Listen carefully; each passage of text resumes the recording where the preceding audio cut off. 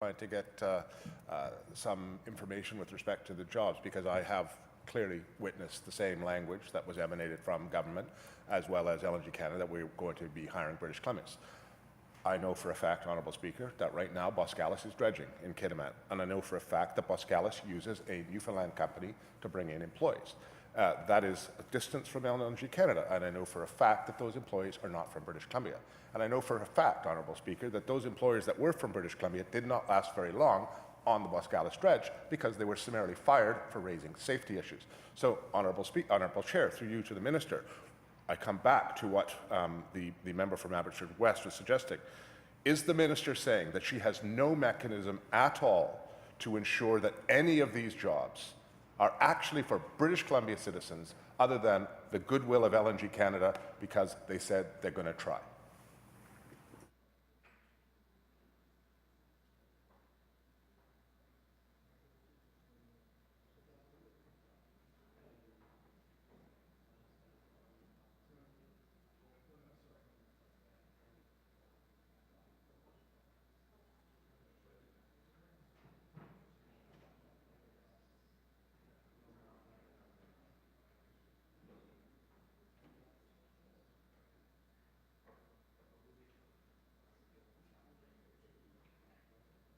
Minister.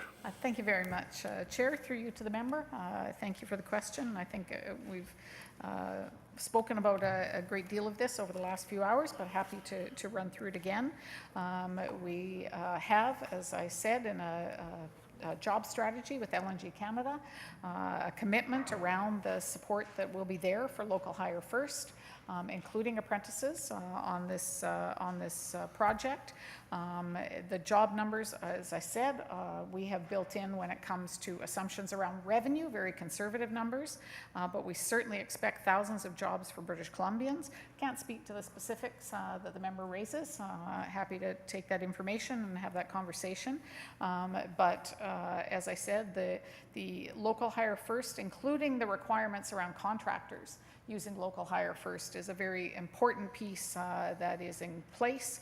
The contractor is bound by that local hire first, which I think again is a very important factor in making a decision around whether local jobs are going to be in place.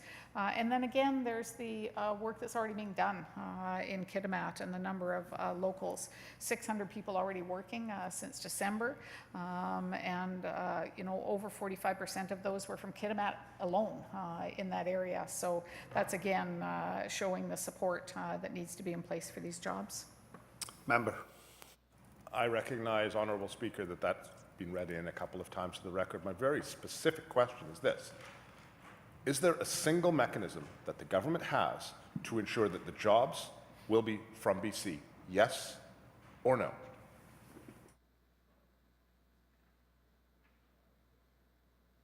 Minister.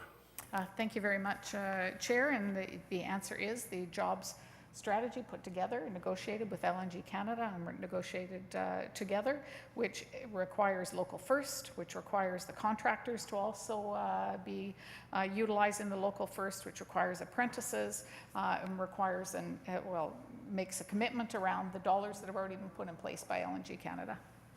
Member. So we now have an LNG jobs plan. What are the ramifications for LNG Canada if that document is ignored?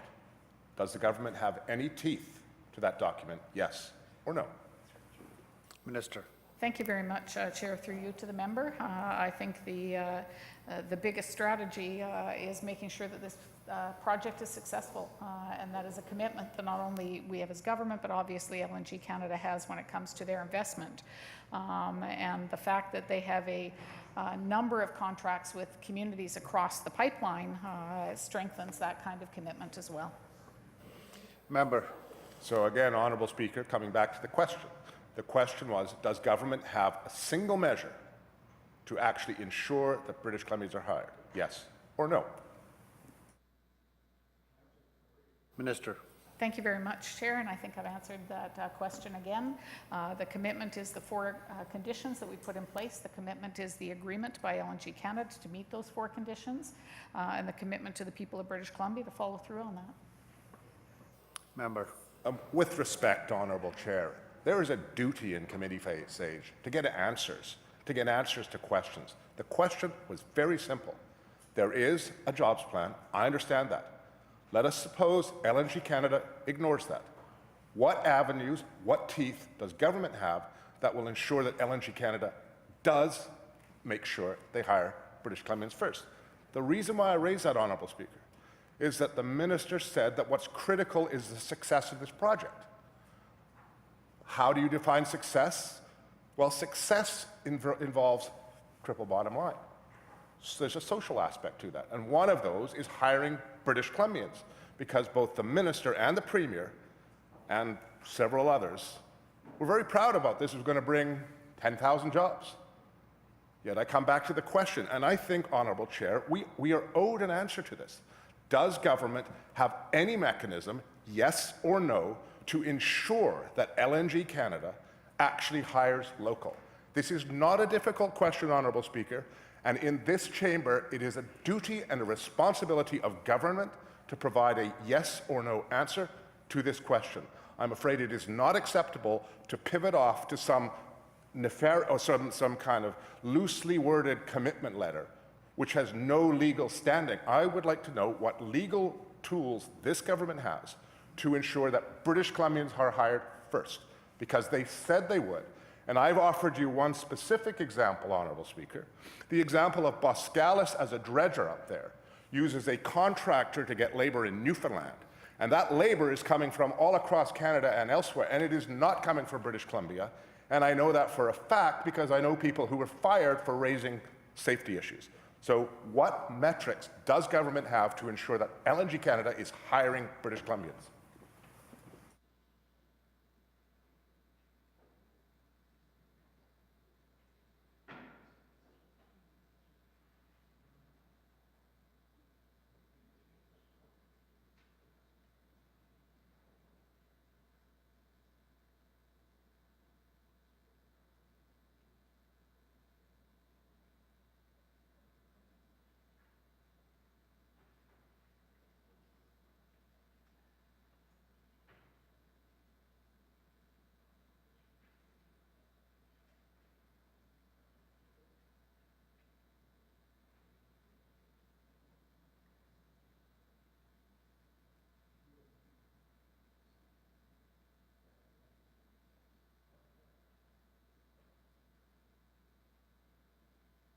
Minister. Thank you very much, Chair. Through you to the member, and I know the member wants a simple yes or no answer, and I'm not being obstructionist. I'm being upfront with the member about the process that was utilized to come to our 4 conditions that had to be met by LNG Canada. This was a back and forth process. This was a discussion around how important it was to meet the commitments, how important it was to reach these 4 conditions, how critical they were to us as government and critical to British Columbians, we feel.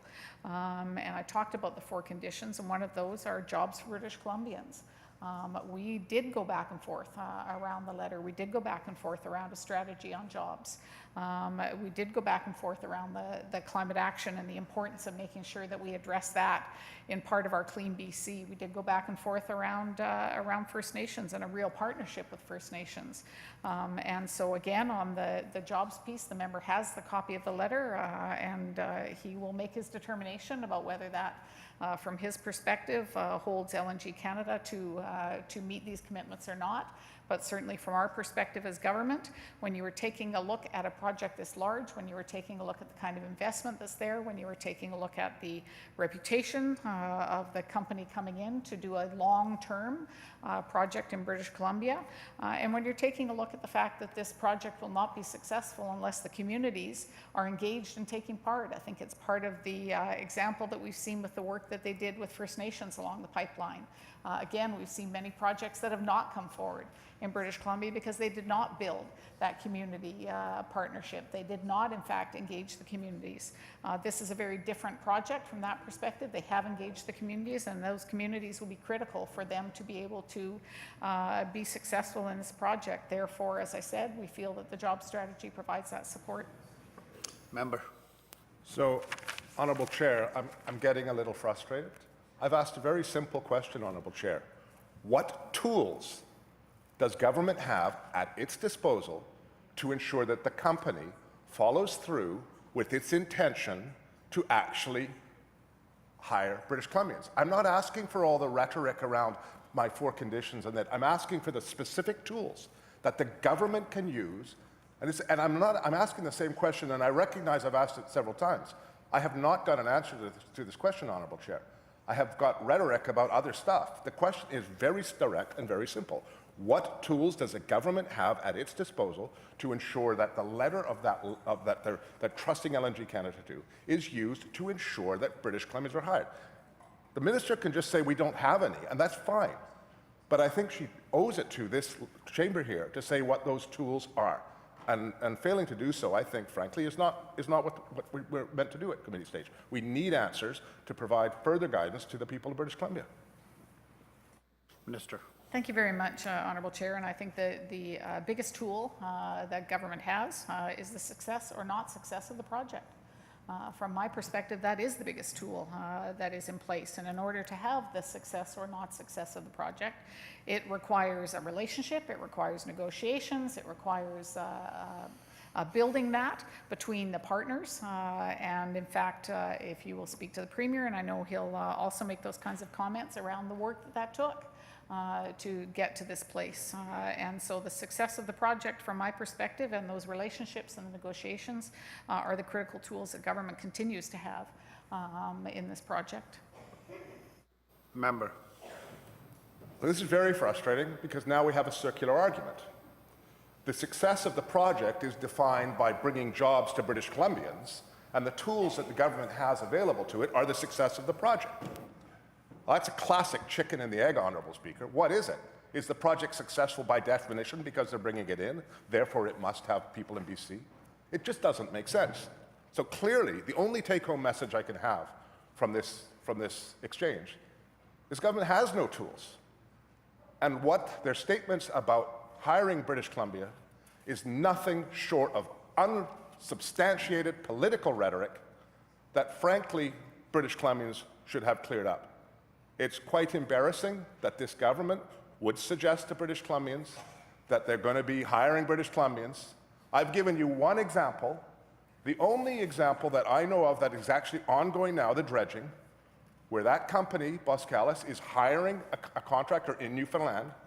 The employees up there are not from BC. Some of them are from Newfoundland, some from the oil patch, some from temporary foreign from Netherlands. And government has yet to provide any information as to how they're going to ensure BC jobs. But it gets worse than this, Honourable Speaker, and my final question on this is the minister actually suggested that their 4 criteria were met. But they never actually once, prior to the 2017 election campaign, defined what those criteria were. What does it mean to say that it fits within our climate targets? What does it mean to say that truth and reconciliation has been looked at? What does it mean to say it's a good deal for British Columbia? In essence, the question is then this: why has the minister not at any point in the last 2 years, at any time, ever once, put up metrics that would said, these are how we're defining success, and these are what we're looking for to ensure that our 4 conditions are met? Frankly, all we've been told is, trust us. And that is clearly what government's wanting, is us to trust them. But it's very difficult to do so, Honourable Speaker. When I look in this document here, which I won't use as a prop, I'll just read the title, Operating Performance Payment Agreement, I don't see any requirement in there. When I look at some of this other stuff, LNG Investment Fiscal Framework, I don't see any requirement there. I see a lot of rhetoric. So the question coming back to it, what are the metrics? What metrics did government use to actually determine that their 4 criteria were met? Simple. Minister. Thank you very much, Chair, through you to the member. And, you know, the member talks about what success will be. And from my perspective, yes, success is meeting the 4 conditions. The Premier laid them out and talked about the 4 conditions. And we will be held as a government accountable for meeting those commitments to British Columbians, as we should be. as we should be, and as the company should be. That's going to be critical. I know the member was directly involved in the discussion around LNG emissions and including LNG emissions in our Clean BC program. And again, I expect the member to hold us accountable for that. I expect him to ensure that that occurs and that the discussion occurs. Again, fair return. Again, I expect members to ask questions about whether we believe that's a fair return or if they have other ideas or other approaches. Partnerships with First Nations, certainly the expectation around the elected bands along the route who have signed on to the LNG agreement and the work that continues to be done. I think, again, talks about how we will be successful. So I think it is important to come back to those 4 conditions. I know the member felt that didn't provide him with an answer, but I think it's critical and important. And I think we will be held accountable to whether we met those conditions or not. Member.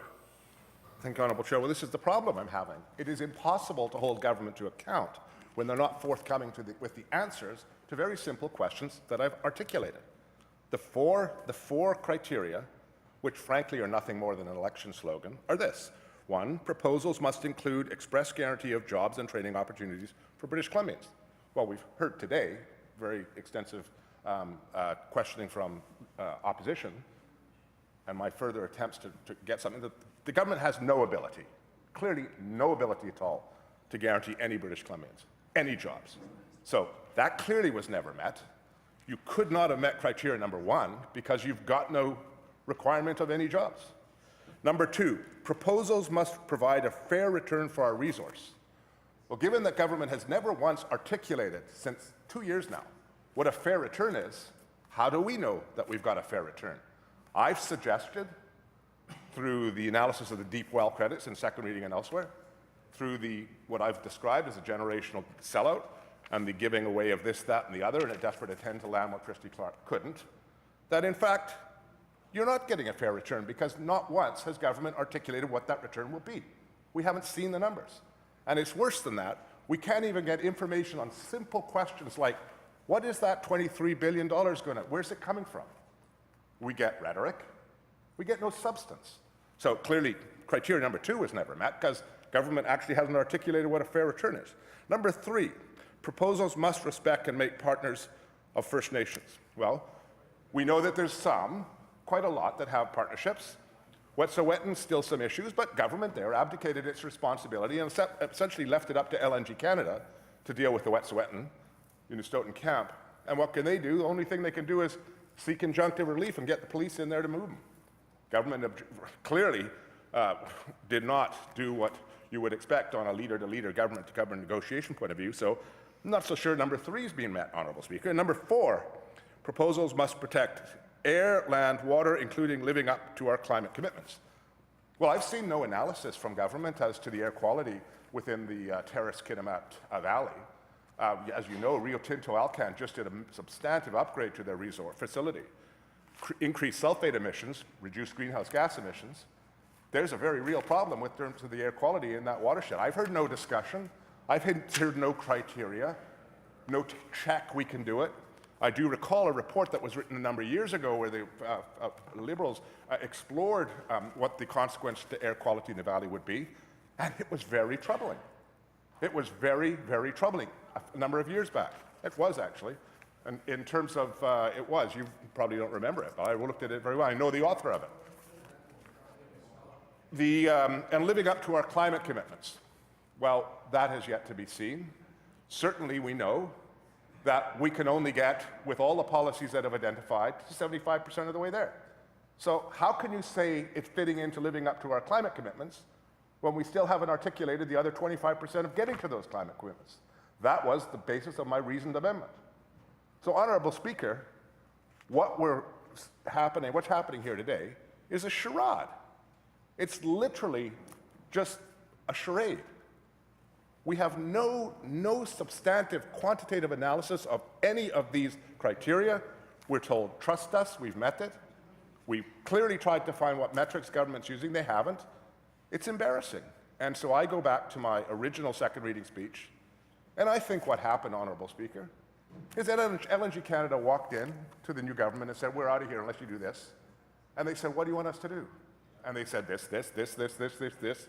And out of their depth in negotiations, completely out of their depth, they said yes. LNG Canada has got a good deal here. I'm not so sure you can actually articulate how British Columbia has, and we haven't heard a single answer to any of the questions that I've raised. This is very troubling. With that, I'll leave it, Honourable Speaker. I know the member from Abbotsford West was suggesting a break, and I'm perfectly open to such a break now as well, if the chair believes it to be so. Do you want to ask? No, I was just Minister.